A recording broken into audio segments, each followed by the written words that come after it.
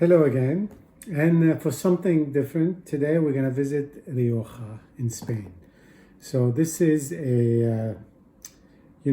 Lopez de Heredia, Viña Tondonia Reserva, 2008. I know these labels can be complicated. Lopez de Heredia is the winemaker and the property, and Viña Tondonia is their prime vineyard. They have other vineyards also like Bosconia and others. And this is the Tondonia wine made out of the Tondonia vineyard. They have the regular Tondonia, they have a Reserva and a Grand Reserva. We'll talk about this in a little bit. So this is a 2008, which is just basically was hitting the market a year or two ago.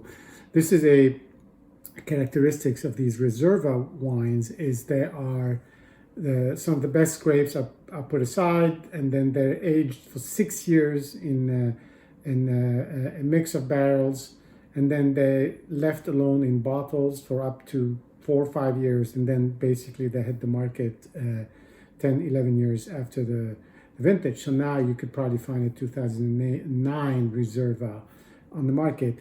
The Grand Reserva, which is made only in the best years, can I think stay 10 to 12 years in barrels and then the bottles were. So now maybe you can find a 2001, 2000 and up to 2004 Grand Reserva in the market.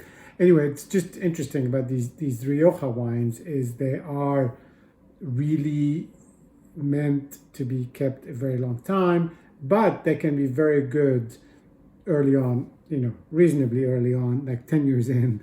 It's interesting. We're going to discover this now. This is a property that goes back to the end of the 19th century when people started looking in Spain for wine right after the phylloxera decimated basically the French crop. So Spain was looked at as another interesting area to starting to investigate.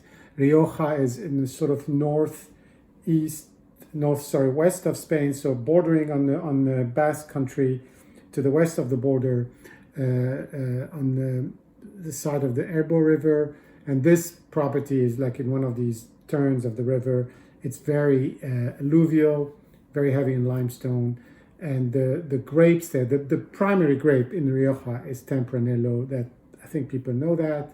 But there's also other grapes in the mix that are authorized, particularly Grenache, Mazuelo, and Graziano. Now, Mazuelo is an interesting one because that's also known as Carignan in other parts of the world. And so it's something we're familiar with from the south of France and from the Priorat and other regions in Spain.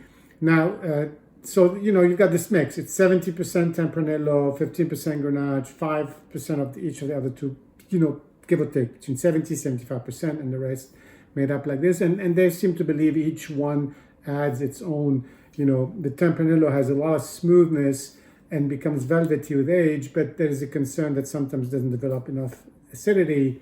So the Grazuelo adds a lot of that.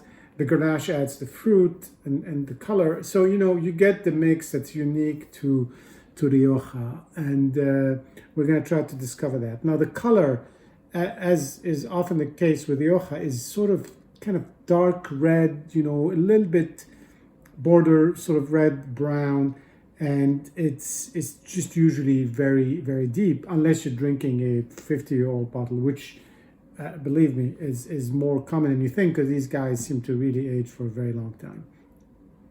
And I think there was a video by Hani for a bottle that was from the 60s. Now this, very dark, and the Tempranillo gives you that really dark color. On the nose,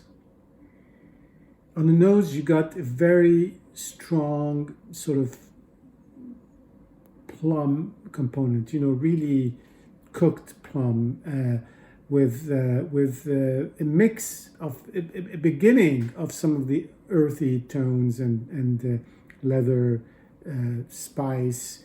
It's just quite a combination of that sweetness, raisin maybe also, that comes with a sort of plum that you'd associate with something that's really kind of heavier and very fruity. This is a 13% alcohol, so it's not on the alcohol side, but it also has some of the things that fine old Riojas are known for. On top of the plum, which is very prevalent, is this sort of leather spice. That whole combination of a just nice patina, let's say, in a wine. And this is also a wine bottle that even after you open it, it needs a lot of time to really open up.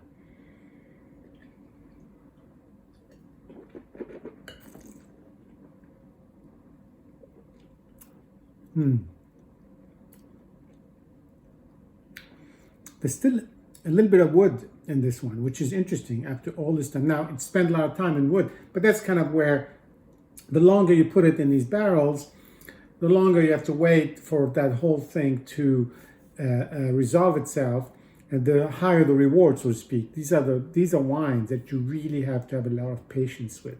I've bought a few, and I wanted to taste it to really see it for myself, and I'll probably buy more and then keep them for a very long time. But that even now, the combination of this sort of this cooked fruit and some of the other things beginning to emerge, and this is unfiltered, this is fine, but the sort of the density of the thing, but still being very very sort of, I wouldn't say light, but very balanced, very harmonious, without really hitting you over the head. It's quite an interesting, and I think age has a lot to do with it. It's really these reservas that really come together in a way that's, to me, a lot better than a regular Rioja that you could buy at the store, but that I've often been sort of disappointed in because it just didn't really have it. It was just a little weak. It didn't have the fruit. It didn't have the acidity. This really brings it together to a whole other level, and I think it's a combination of the winemaking, the vintage, the aging, and all that coming together. So definitely well worth it, and for a price that really puts to shame some of the high quality wines from other places in the world. Anyway, cheers, and we'll be having another bottle of this probably in another 5 years. See you.